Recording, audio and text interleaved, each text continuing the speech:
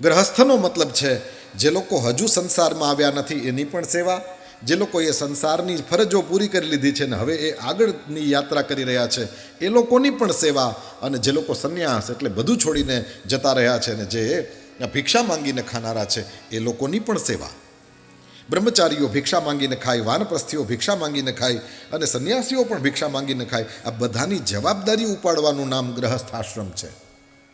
પરંતુ જિંદગી આખી જવાબદારી ઉપાડવાની ન હોય. બે આશ્રમ બતાવવામાં આવ્યા. એક આશ્રમનું નામ વાનપ્રસ્થ, વન તરફ પ્રસ્થાન કરવાને વાનપ્રસ્થ કહે છે.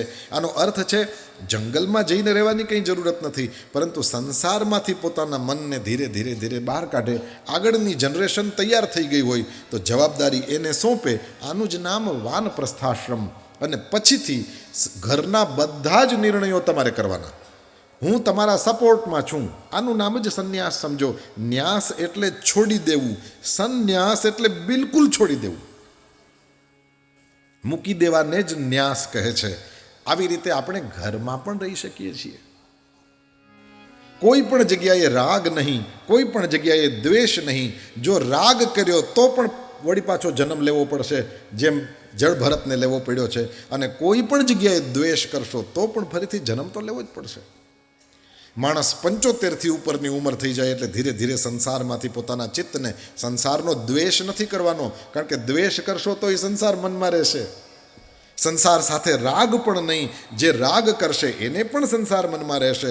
ન રાગ ન દ્વેષ. સદુપયોગ કરે, જેમ ચર્ચા કરી આપણે, થાળી હાથમાં ઉઠાવીને આપણને ભાવતું, આપણને પચતું, આપણા માટે, શરીર માટે હિતકર હોય એવું ખાવું, પણ પછી થાળી જમી લીધા પછી મૂકી દેવાની.